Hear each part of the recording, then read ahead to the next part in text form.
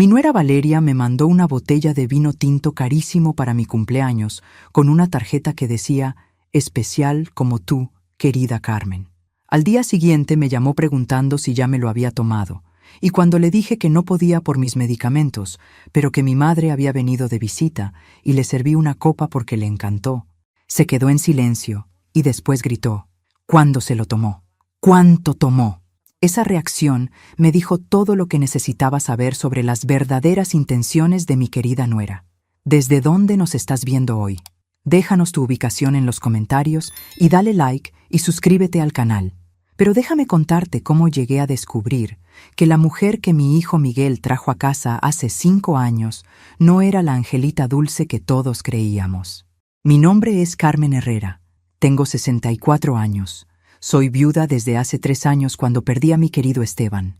Y si hay algo que he aprendido en esta vida es que las serpientes siempre se disfrazan de palomas hasta que muestran sus colmillos. Todo empezó el 15 de marzo de 2024, mi cumpleaños número 64. Era un viernes por la tarde y yo estaba en mi cocina preparando mi cena usual, una ensalada simple y un poco de pollo a la plancha, cuando llegó el delivery. Un joven muy educado me entregó una caja elegante con un lazo dorado. Para la señora Carmen Herrera, «Feliz cumpleaños», dijo con una sonrisa. Adentro había una botella de vino tinto francés que por la etiqueta elegante y el peso de la botella debía costar más de lo que yo gasto en comida en un mes. La tarjeta era de color marfil, con la letra perfecta de Valeria. Para la mujer más especial que conozco, especial como tú, querida Carmen. Con todo mi amor en tu día especial. Tu nuera que te adora, Valeria. Me conmovió, no voy a mentir. Desde que Esteban murió, los cumpleaños habían sido días solitarios. Miguel siempre llamaba, claro, pero vivía ocupado con su trabajo de ingeniero y su nueva vida matrimonial. ¿Y Valeria? Bueno, Valeria siempre había sido correcta conmigo, pero nunca cálida. Este gesto parecía diferente, personal. Llamé a Miguel esa noche para agradecerle. «Mijo, dile a Valeria que muchas gracias por el vino hermoso que me mandó. Es demasiado elegante para mí». Pero el gesto me llegó al corazón. Miguel se quedó callado por un segundo. «¿Qué vino, mamá?» Su voz sonaba confundida. «El vino francés que me mandó para mi cumpleaños. Llegó esta tarde». «Ah, sí, claro», dijo rápidamente. «Valeria me comentó algo. Me da gusto que te haya gustado». Pero algo en su tono me sonó raro, como cuando era niño y fingía haber hecho la tarea cuando no la había hecho. Conocía a mi hijo desde que nació y sabía cuándo estaba mintiendo. Valeria no le había dicho nada sobre el vino, estaba segura.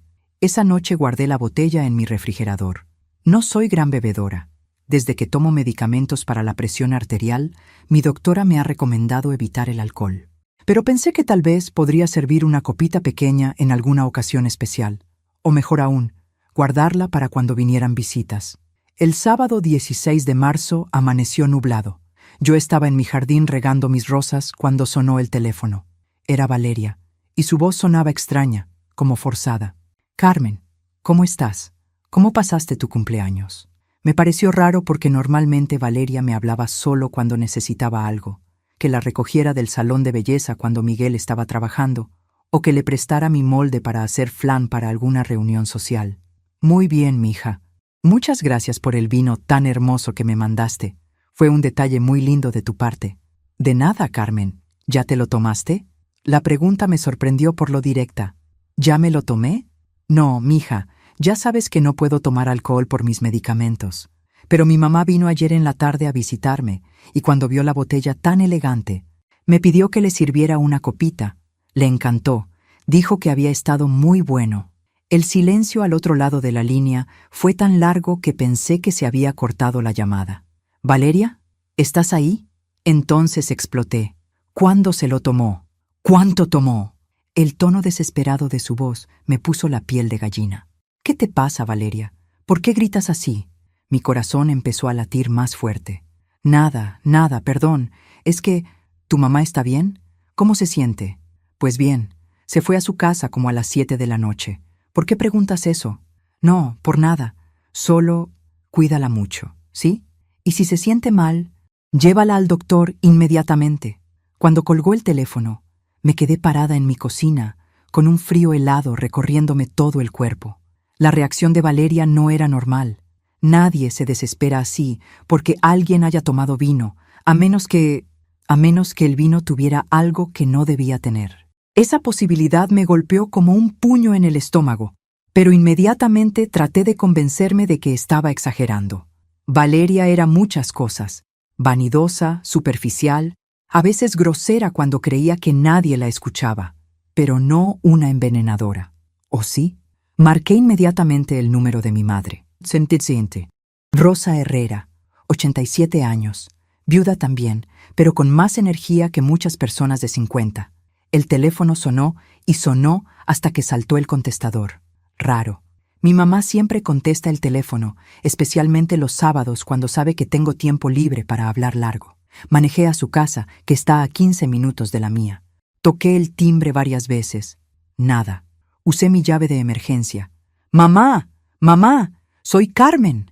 La encontré en su cama, despierta pero con cara de estar muy enferma. Tenía la piel gris y estaba sudando frío. «Mija, qué bueno que llegaste. Me siento muy mal desde anoche. Creo que algo me cayó mal. ¿Qué síntomas tienes?» «Ma, náuseas terribles, dolor de estómago muy fuerte y me duele mucho la cabeza. Y tengo como una sensación rara en la boca, como si hubiera comido algo amargo». Mi sangre se volvió hielo. Saqué mi celular y llamé a emergencias. En el camino al hospital, mientras la ambulancia corría con mi madre conectada a suero intravenoso, llamé al doctor Rodríguez, nuestro médico de familia desde hace 20 años. «Doctor, necesito preguntarle algo. Si alguien pusiera algo malo en una bebida, ¿qué síntomas tendría la persona?»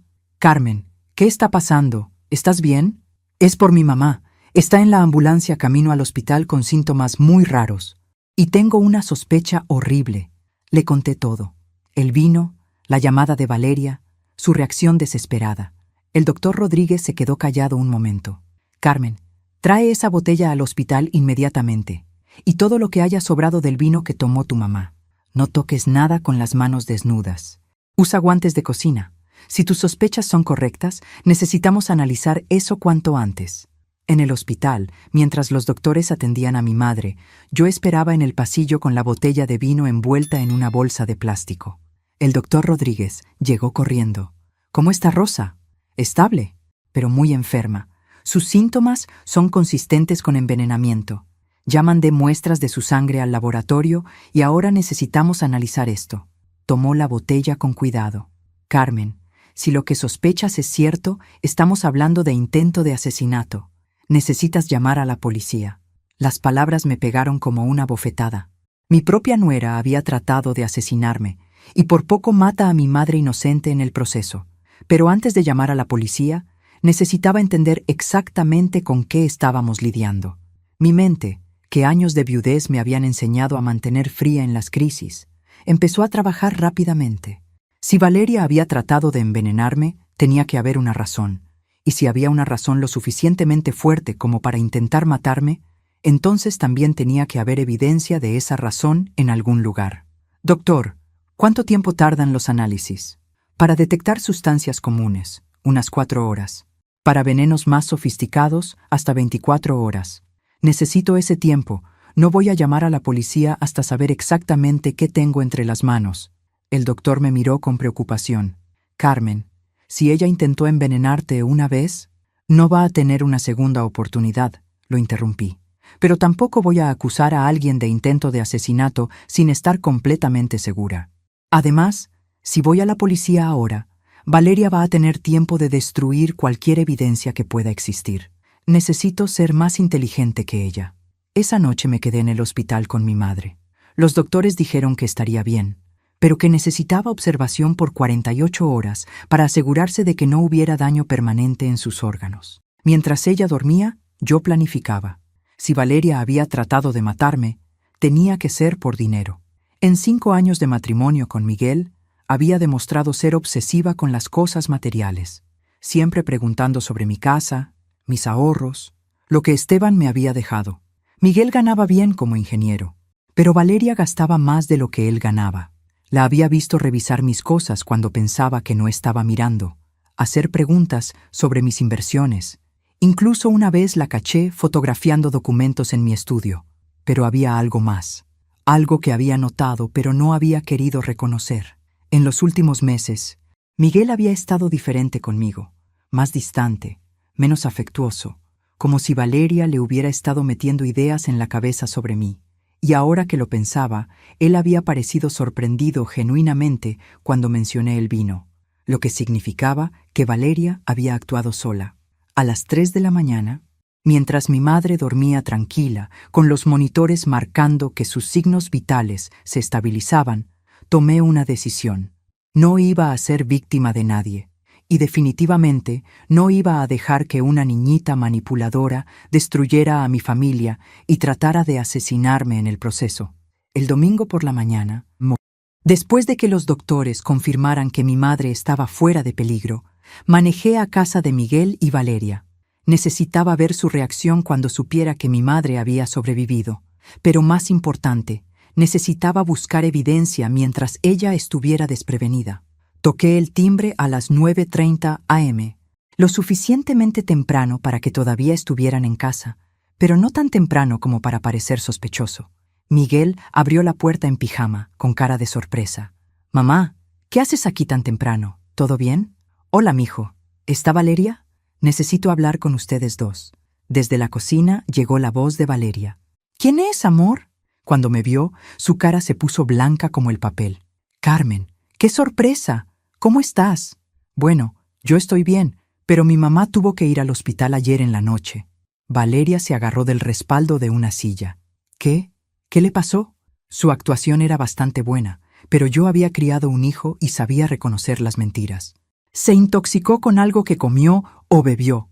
Los doctores dicen que va a estar bien, pero fue muy feo. Vómitos, dolor de estómago terrible, deshidratación severa».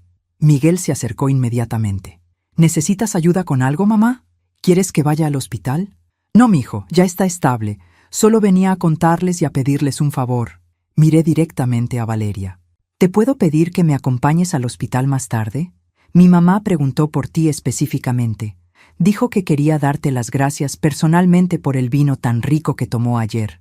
Si hubiera filmado la cara de Valeria en ese momento, habría sido evidencia suficiente para cualquier jurado. El terror puro que se apoderó de sus facciones fue tan obvio que hasta Miguel lo notó. «¿Estás bien, amor? Te ves muy pálida». Sí, solo me da mucha pena que la abuelita Rosa se haya enfermado. ¿Los doctores saben qué le causó la intoxicación?» «Todavía están investigando». Mentí suavemente. «Pero dijeron que debería mejorar en 1 o 2 días». Valeria se sentó pesadamente en una silla. «Claro, Carmen. Claro que te acompaño al hospital. ¿A qué hora? ¿Qué te parece a las 3? Así mi mamá ya habrá almorzado y estará más despierta». «Perfecto». Miguel se fue a bañar para ir al gimnasio. Su rutina de domingo religiosamente. Aproveché que Valeria estaba distraída fingiendo hacer café para examinar su comportamiento. Sus manos temblaban ligeramente, seguía mirando hacia la puerta como si quisiera escapar, y había una capa de sudor en su frente a pesar de que la casa estaba fresca. «Valeria, ¿te sientes bien? ¿Te ves nerviosa?» No, solo estoy preocupada por la abuelita Rosa. Es una señora tan dulce». «Sí, ella siempre te ha tenido mucho cariño.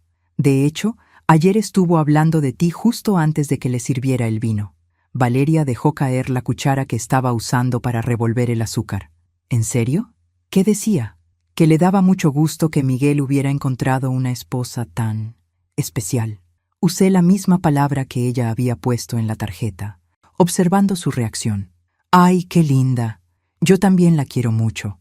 Su voz sonaba forzada, como si estuviera leyendo un guión mal escrito.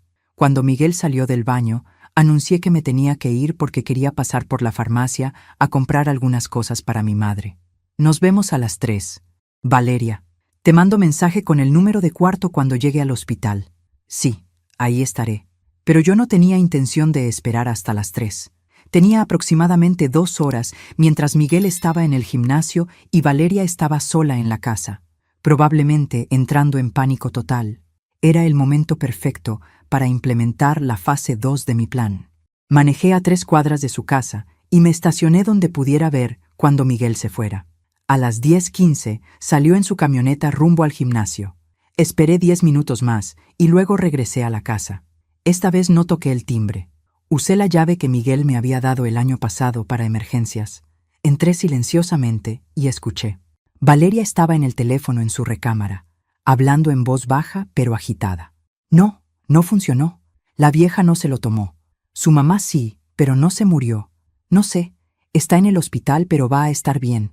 ¿Qué quieres que haga? No puedo intentarlo otra vez tan pronto. Sí, sé que necesitamos el dinero, pero si me agarran...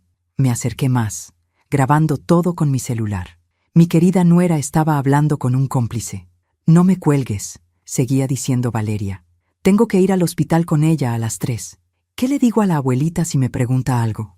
Está bien, voy a fingir que no sé nada.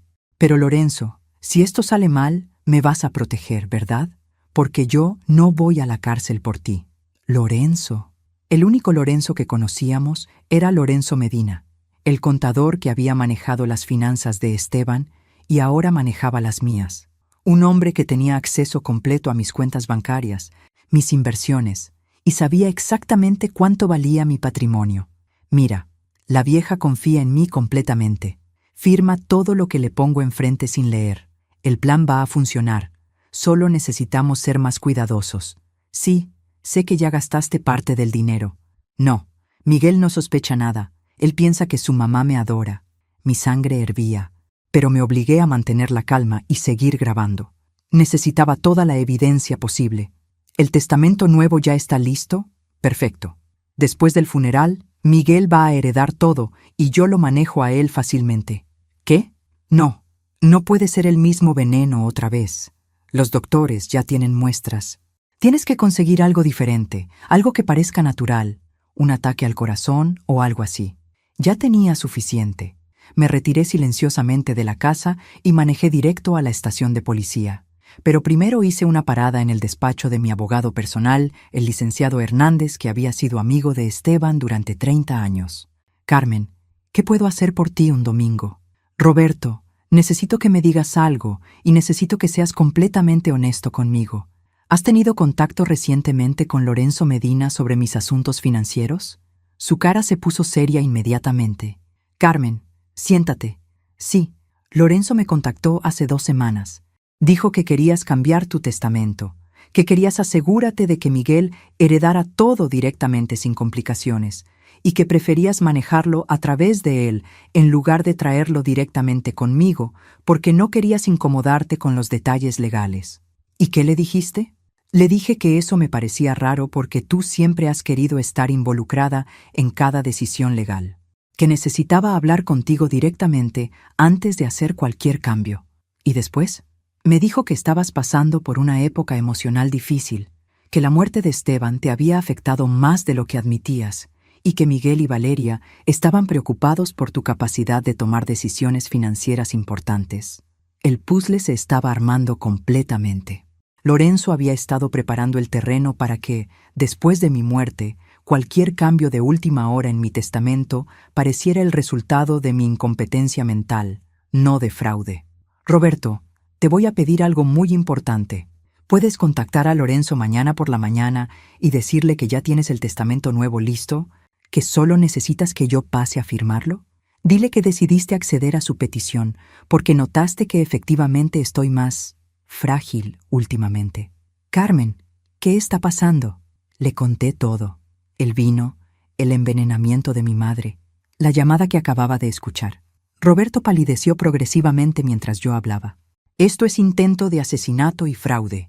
Necesitas ir a la policía inmediatamente. Ya voy para allá, pero primero necesito que me hagas ese favor del testamento.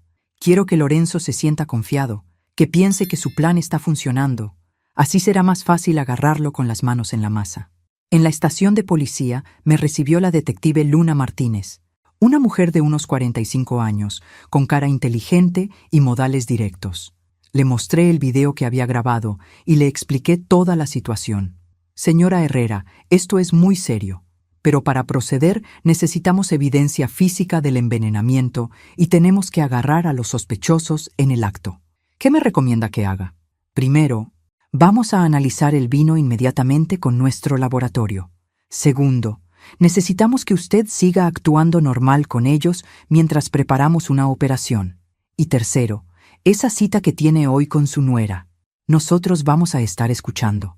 Me equiparon con un micrófono pequeñísimo que se escondía perfectamente bajo mi blusa. Recuerde, señora Herrera, trate de que ella hable. Haga preguntas que la hagan sentir que necesita explicarse. Y sobre todo, manténgase en lugares públicos. A las 2:45 p.m. estaba en el cuarto de mi madre en el hospital. Ella estaba mucho mejor, sentada en la cama comiendo gelatina. Mija, ¿por qué esa cara tan seria? Nada, ma, solo cansada. Oye, Valeria viene a visitarte en un ratito. ¿En serio? Qué linda. Esa muchacha sí me cae bien. Siempre tan atenta. Si ella supiera. A las 3:10 llegó Valeria con un ramo de flores y una sonrisa que no le llegaba a los ojos. Abuelita Rosa, ¿cómo se siente? Mucho mejor, mija. Qué flores tan bonitas. Era lo menos que podía hacer. Carmen me contó lo que pasó y me siento terrible. Mi madre, inocente como siempre, sonrió. Ay, no, no es tu culpa. Debe haber sido algo que comí en el mercado ayer. Aunque, curiosamente, lo único diferente que probé fue ese vino tan rico que trajiste para Carmen. Valeria se puso rígida. ¿El vino? Sí. Me sirvió una copita y estaba buenísimo. Un poco amargo al final, pero muy elegante. Las manos de Valeria empezaron a temblar visiblemente. Me da mucho gusto que le haya gustado. Yo intervine suavemente. Valeria, ¿dónde compraste ese vino? Mi mamá quiere saber para que le compremos otro igual cuando salga del hospital. Yo, lo compré en línea. No recuerdo exactamente dónde. ¿En línea? ¿No lo compraste en la vinatería de la colonia Roma que me recomendaste el mes pasado? Valeria se veía cada vez más nerviosa. No, este era especial. Lo pedí específicamente para tu cumpleaños. Era hora de apretar un poco más el tornillo. Qué linda eres, Valeria, pero me da curiosidad. ¿Cómo sabías exactamente qué tipo de vino elegir? Nunca habíamos hablado de mis gustos en vinos. Valeria se secó las manos sudorosas en su falda. Bueno, le pregunté a Miguel qué le gustaba a su papá, y pensé que tú tendrías gustos similares. Interesante, porque Esteban odiaba el vino tinto, solo tomaba vino blanco, y muy rara vez. Valeria se puso más pálida si eso era posible. Bueno, yo quería que probaras algo diferente. Mi madre, bendita sea, siguió ayudando sin saber. Valeria, mija, ¿tú ya probaste ese vino? Porque te digo que tenía un saborcito raro al final. No desagradable, pero raro. No lo probé. Solo quería que fuera especial para Carmen.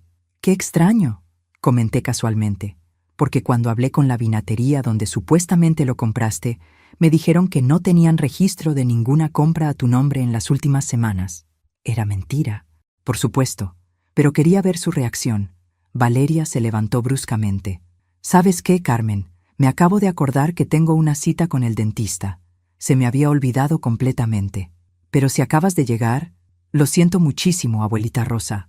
Espero que se recupere pronto. Salió casi corriendo del cuarto. Yo la seguí al pasillo. Valeria, espera, ¿todo está bien? Te ves muy nerviosa. Se volteó hacia mí con los ojos llenos de lágrimas de pánico. Carmen, lo siento mucho, lo siento muchísimo. ¿Qué sientes, mija? Yo nunca quise que tu mamá saliera lastimada. Nunca. Eso no era parte del plan. Y ahí estaba. La confesión completa, grabada en alta definición. ¿Qué plan, Valeria? Pero ya se había dado cuenta de lo que había dicho. Nada. Estoy confundida por el estrés. Me tengo que ir. Esa noche, la detective Martínez me llamó con los resultados del laboratorio. Señora Herrera, el vino contenía estricnina mezclada con anticongelante. Una dosis letal para cualquier persona, pero especialmente peligrosa para alguien mayor o con problemas de salud. Su madre sobrevivió porque solo tomó una copa pequeña y porque la llevó al hospital rápidamente. ¿Y ahora qué sigue? Mañana arrestamos a Lorenzo Medina y a Valeria Santos. Tenemos suficiente evidencia con su grabación, las muestras del vino y la investigación que hicimos sobre las finanzas de Medina. Resulta que tiene deudas de juego por más de 200,000 pesos. ¿Y Miguel? Su hijo no aparece en ninguna de las grabaciones ni comunicaciones. Por ahora, parece que su esposa y el contador actuaron sin su conocimiento. Al colgar el teléfono, sentí una mezcla extraña de alivio y tristeza. Mi vida había estado en peligro real. Mi madre había casi muerto por mi culpa y la familia de mi hijo estaba a punto de explotar. Pero también sentí algo que no había experimentado en mucho tiempo: poder. Durante 3 años de viudez, había dejado que otras personas tomaran las decisiones importantes por mí. Lorenzo manejaba mi dinero, Miguel se preocupaba por mi seguridad, Valeria me trataba como una anciana inofensiva. Todos asumían que Carmen Herrera era una viudita vulnerable que necesitaba protección. Qué equivocados estaban. Esa noche llamé a Miguel. «Mijo, necesito que vengas a mi casa mañana por la mañana. Tenemos que hablar». «¿De qué, mamá? ¿Está todo bien?» «Todo va a estar bien pronto. Solo ven a las 9 a.m. También llamé a mi hermana Esperanza en Guadalajara, a mis amigas del club de jardinería y a mis vecinos más cercanos. Era hora de que toda mi red de apoyo supiera exactamente qué tipo de mujer habían subestimado. Porque resulta que Carmen Herrera no era la víctima perfecta que todos imaginaron. Era una sobreviviente. Y las sobrevivientes no se quedan calladas cuando alguien trata de asesinarlas. El martes por la mañana iba a ser muy interesante.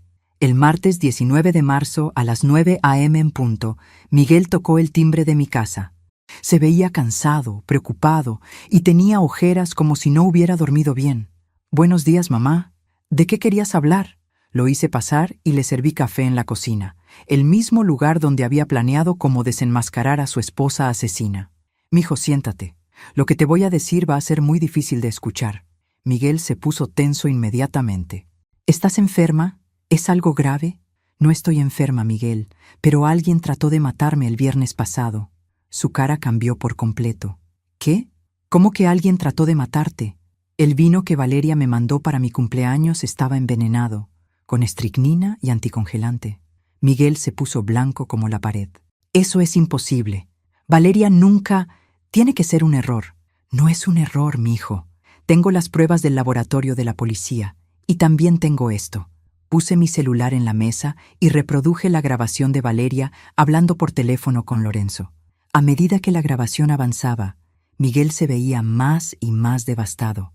Cuando terminó, se quedó en silencio por 1 minuto entero. Después dijo, con una voz que apenas reconocí: «¿Lorenzo Medina? ¿El contador de papá?» «Él mismo. Resulta que tiene deudas de juego enormes, y decidieron que mi muerte era la solución perfecta a sus problemas financieros». Miguel se paró y empezó a caminar en círculos por la cocina. «No puede ser cierto. Valeria me ama. Tenemos planes juntos. Queremos tener hijos. Mijo, Valeria no te ama a ti. Ama tu herencia. Y estaba dispuesta a matarme para conseguirla más rápido». El teléfono sonó. Era la detective Martínez. «Señora Herrera, acabamos de arrestar a Lorenzo Medina en su oficina. Encontramos evidencia adicional en su computadora. Correos electrónicos con Valeria planificando todo esto desde hace 3 meses. También encontramos el testamento falso que habían preparado. ¿Y Valeria? Vamos camino a su casa ahora mismo». Miguel me arrebató el teléfono. «Oficial, soy Miguel Herrera, el esposo de Valeria. ¿Qué está pasando exactamente?» La detective le explicó todo con paciencia profesional. Cuando colgó, Miguel se sentó en el suelo de la cocina y se puso a llorar. «Mamá, no sabía nada. Te juro por la memoria de mi papá que no sabía nada». «Lo sé, mijo. Si hubiera pensado que tú estabas involucrado, no estarías aquí tomando café conmigo». Me senté en el suelo junto a él y lo abracé como cuando era niño y se lastimaba jugando fútbol. ¿Cómo pude ser tan estúpido? ¿Cómo no vi quién era realmente? Porque estabas enamorado. Y cuando estamos enamorados, vemos lo que queremos ver, no lo que está ahí. ¿Qué voy a hacer ahora? ¿Ma? Ahora vas a divorciarte de esa mujer, vas a cooperar completamente con la policía y vas a empezar tu vida otra vez. 1 hora después, Miguel y yo estábamos en la estación de policía dando nuestras declaraciones cuando trajeron a Valeria esposada. Cuando me vio, gritó: «¡Carmen, por favor! Dile que esto es un malentendido. Yo nunca te haría daño». Su actuación seguía siendo impresionante, pero ya no me engañaba. Miguel se acercó a ella. «Valeria, ya sabemos todo. Los correos con Lorenzo, el veneno, el testamento falso, todo». La máscara finalmente se cayó. «Miguel, tú no entiendes. Tu mamá tiene tanto dinero y lo desperdicia. Nosotros podríamos haber hecho tanto con esa herencia. ¿Matando a mi madre? Ella ya es vieja. Ya vivió su vida. Nosotros tenemos derecho a vivir la nuestra. Miguel se alejó de ella como si fuera radioactiva. No te conozco. Nunca te conocí realmente. Esa tarde, después de terminar con todas las declaraciones legales, Miguel y yo fuimos a visitar a mi madre al hospital. Ella ya estaba lista para irse a casa, y cuando le contamos lo que había pasado, su reacción fue típicamente práctica. Bueno, por lo menos ahora sabemos por qué sabía tan raro el vino. Ma, por poco te mueres por mi culpa, le dije, sintiéndome culpable. Mija, yo he sobrevivido 87 años de huracanes, terremotos, crisis económicas y 3 hijos adolescentes. No me va a matar una mocosa envenenadora sin experiencia. Miguel sonrió por primera vez en todo el día. Abuela, usted es una guerrera. ¿Y tú? Miguel, eres igual que tu padre. Un hombre bueno que a veces escoge mujeres complicadas. Pero tienes buen corazón y eso es lo que importa. Esa noche, cuando ya estaba sola en mi casa, me di cuenta de algo importante. Por primera vez en 3 años, no me sentía como una viuda vulnerable. Me sentía como Carmen Herrera, mujer, madre, sobreviviente y aparentemente detective amateur bastante competente. Pero esto apenas estaba empezando, porque resultó que cuando empezaron a investigar las finanzas de Lorenzo más a fondo, encontraron algo que nadie esperaba. El miércoles por la mañana, la detective Martínez me llamó temprano. Señora Herrera, necesitamos que venga a la estación. Hemos descubierto algo más en la investigación de Lorenzo Medina. ¿Qué tipo de algo más? Es mejor que lo vea personalmente. En la estación me esperaban la detective Martínez y un hombre mayor que se presentó como el investigador financiero Carlos Vega. Señora Herrera, cuando revisamos a fondo las cuentas que Lorenzo manejaba para usted, encontramos irregularidades que van más atrás del complot para envenenarla. Me mostraron una computadora con hojas de cálculo que me mararon la cabeza. ¿Qué significa todo esto? Lorenzo ha estado robándole dinero sistemáticamente durante los últimos 2 años. Pequeñas cantidades al principio, pero cada vez más grandes. En total, calculamos que le robó aproximadamente 150,000 pesos. Sentí como si me hubieran dado un golpe en el estómago. ¿150,000 pesos? Y eso es solo lo que hemos encontrado hasta ahora. Usaba técnicas muy sofisticadas. Transferencias falsas, inversiones fantasma, comisiones infladas.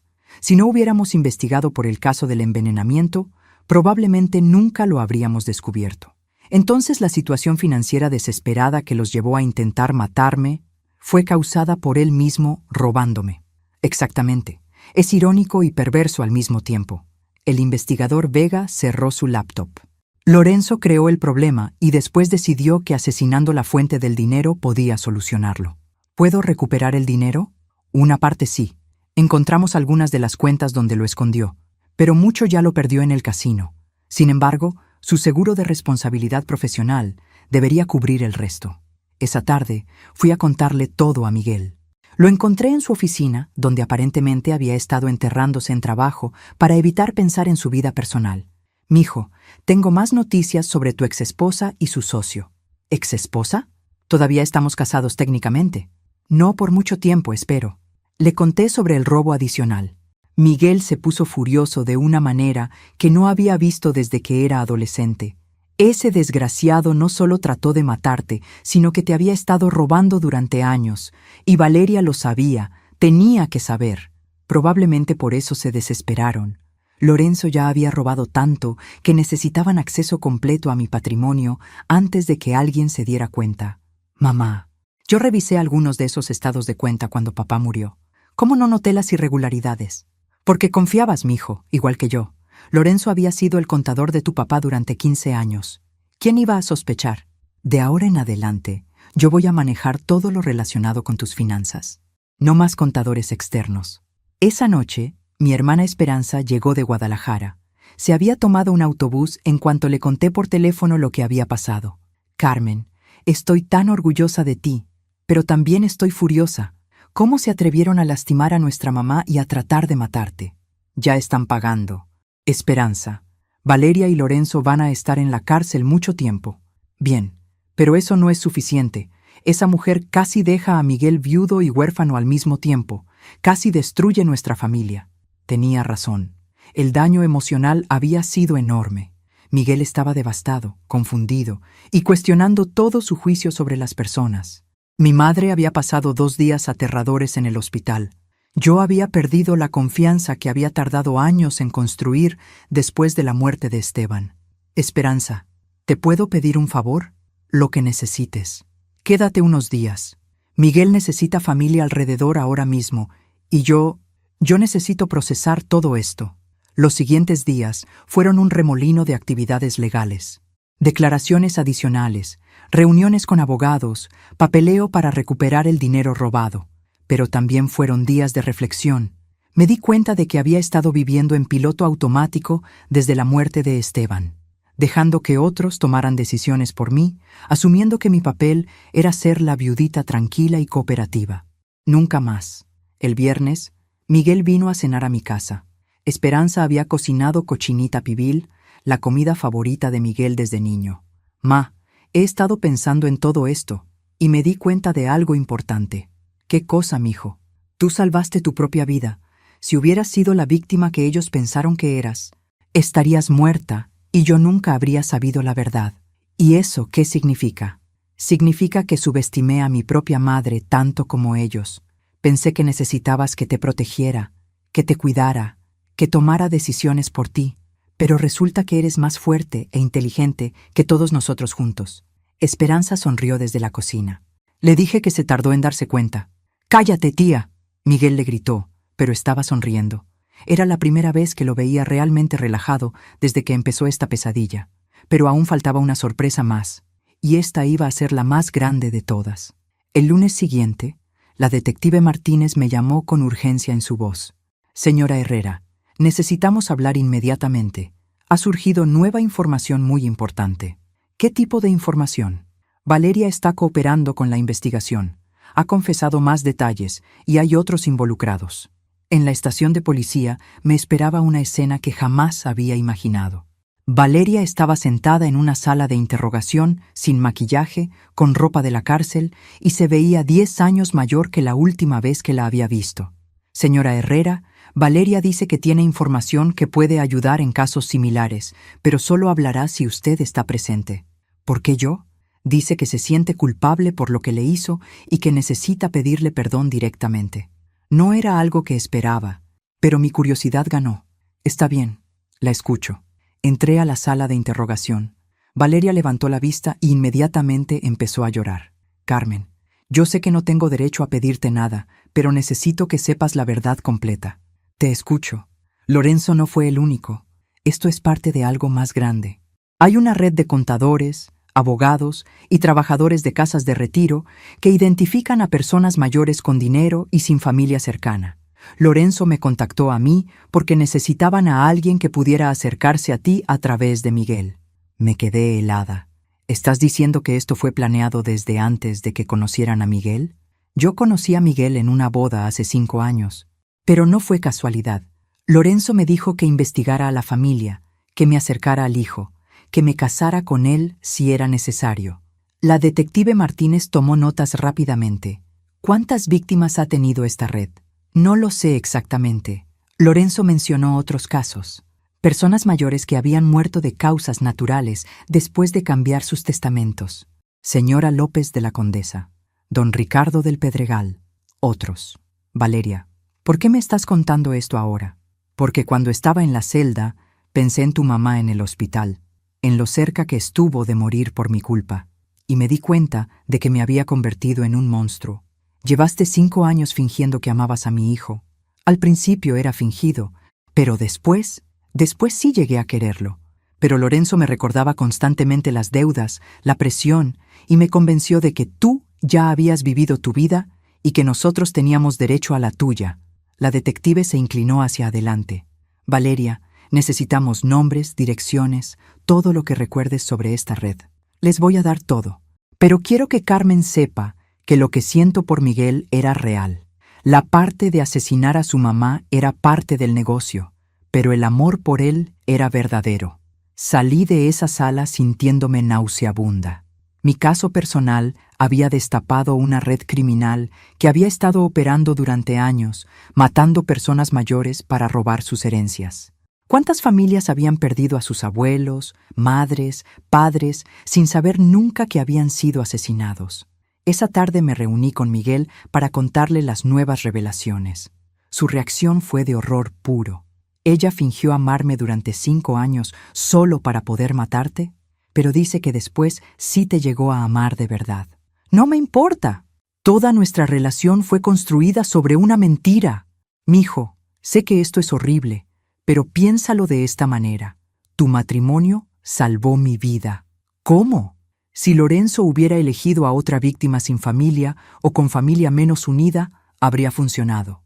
Pero como me tenía a ti, y como tú eres buen hijo que se preocupa por su mamá, su plan falló. Miguel se quedó pensativo. Mamá, ¿cómo puedes estar tan calmada con todo esto? Porque ya no soy víctima, mijo. Ahora soy testigo. Y voy a asegurarme de que esta red no le haga a ninguna otra familia lo que casi nos hace a nosotros. La investigación se expandió rápidamente. Con la información de Valeria, la policía arrestó a 3 contadores más, 2 abogados y un administrador de casa de retiro. Encontraron evidencia de al menos 8 casos sospechosos en los últimos 3 años. El fiscal me pidió que fuera testigo principal en el caso. Señora Herrera, su testimonio va a ser crucial para asegurar que todos estos criminales reciban las sentencias máximas. Cuenta conmigo, pero quiero algo a cambio. ¿Qué? Quiero estar presente en todos los juicios. Quiero ver sus caras cuando reciban sus sentencias. Porque resultó que Carmen Herrera no solo había sobrevivido a un intento de asesinato, había descubierto su propósito en la vida. Asegurar justicia para las víctimas que no habían tenido la suerte de sobrevivir para contar su historia. 6 meses después, en septiembre de 2024, comenzaron los juicios. El día que testifiqué contra Lorenzo y Valeria, el juzgado estaba lleno. Familias de otras víctimas, reporteros, estudiantes de derecho y curiosos que habían seguido el caso en las noticias. Cuando subí al estrado, miré directamente a Lorenzo. El hombre que había manejado mis finanzas durante 2 años, que había compartido comidas en mi casa, que me había llamado Doña Carmen con respeto fingido, ahora se veía como lo que realmente era, un criminal barato con traje caro. El fiscal me pidió que narrara los eventos del 15 y 16 de marzo. Hablé claramente, sin dramatismo, solo los hechos. Pero cuando llegué a la parte donde encontré a mi madre en el hospital, mi voz se quebró ligeramente. Mi madre de 87 años casi murió porque este hombre decidió que mi dinero valía más que mi vida. El abogado defensor de Lorenzo trató de pintarme como una mujer confundida que había malinterpretado situaciones inocentes. Señora Herrera, ¿no es cierto que usted había expresado preocupaciones sobre su capacidad mental después de la muerte de su esposo? No, nunca expresé tales preocupaciones porque nunca las tuve. ¿Pero no es cierto que había hablado de sentirse abrumada por las responsabilidades financieras? Sí. Es cierto, pero hay una gran diferencia entre sentirse abrumada y estar mentalmente incapacitada. Una diferencia que Lorenzo explotó para justificar sus robos. El juez le pidió al abogado que siguiera adelante con su interrogatorio. Cuando testificó Valeria, no pude evitar sentir una pizca de lástima. Se veía destruida, genuinamente arrepentida, y cuando habló sobre Miguel, era obvio que el amor que sentía por él era real. Pero también era obvio que había elegido el dinero sobre la decencia humana. Valeria, dijo el fiscal, ¿comprende usted que su plan habría dejado huérfano a su esposo? Sí. ¿Y que habría privado a sus futuros hijos de conocer a su abuela paterna? Sí. ¿Y que le habría robado años de vida a una mujer que les había dado la bienvenida a su familia con amor? Sí. ¿Y aún así decidió proceder con el plan? Sí. Durante el descanso, Miguel se acercó a mí en el pasillo. Había estado presente en todo el juicio, aunque no era requerido. «Mamá, ¿estás bien?» «Estoy perfecta, mijo. ¿Y tú?» «Es raro. Pensé que sería más difícil verla, pero ya no siento nada por ella. Es como si fuera una extraña. Eso es bueno. Significa que estás sanando. He estado pensando en algo. Después de que termine todo esto, ¿te gustaría viajar? Podríamos ir a España, conocer los pueblos de donde vino mi papá. Me encantaría, mijo. Pero primero tengo que terminar algo». Al día siguiente testificaron las familias de otras víctimas. Don Ricardo del Pedregal había sido un viudo de 78 años que murió súbitamente después de cambiar su testamento para dejarle todo a una sobrina que había aparecido en su vida 6 meses antes. La señora López había muerto de un ataque al corazón 2 semanas después de firmar documentos que dejaban su casa a su cuidador. Escuchar esos testimonios me llenó de una furia fría. Esta red había destruido familias completas, había robado años de vida a personas que habían trabajado toda su vida para tener seguridad en sus años dorados. Cuando llegó el momento de las sentencias, el juez fue severo. Esta corte ha visto evidencia de una conspiración cruel y calculada para explotar y asesinar a miembros vulnerables de nuestra comunidad. Las sentencias reflejarán la gravedad de estos crímenes. Lorenzo Medina, 25 años de prisión sin posibilidad de libertad condicional. Valeria Santos, 18 años de prisión. Los otros miembros de la red recibieron sentencias de entre 10 y 20 años. Cuando el juez dio el martillazo final, sentí algo que no había experimentado desde la muerte de Esteban: paz completa. Pero mi trabajo no había terminado. Después de los juicios, varias organizaciones me contactaron para dar charlas sobre abuso financiero a personas mayores. La primera fue en un centro comunitario en Polanco, donde había 50 personas de mi edad esperando escuchar mi historia. Mi nombre es Carmen Herrera, comencé, y hace 8 meses alguien trató de asesinarme para robar mi herencia. Estoy aquí para asegurarme de que eso nunca les pase a ustedes. Conté mi historia completa, los señales de alarma que había ignorado, las tácticas que Lorenzo había usado, cómo Valeria había ganado mi confianza. Pero también conté la parte más importante: cómo había luchado y había ganado. El error más grande que cometieron, dije al final de la charla, fue asumir que por ser una viuda mayor de 60 años, yo era una víctima fácil. No calcularon que Carmen Herrera no se iba a dejar matar sin pelear. Las preguntas que me hicieron después fueron inteligentes y directas. Una señora preguntó: ¿cómo sabemos en quién confiar? No tienen que confiar ciegamente en nadie, respondí. Hagan preguntas, pidan explicaciones. Si alguien se molesta porque ustedes quieren entender sus propias finanzas, esa persona no debería estar manejando su dinero. Otra mujer preguntó: ¿no teme por su seguridad? Lorenzo y Valeria están en prisión por mucho tiempo.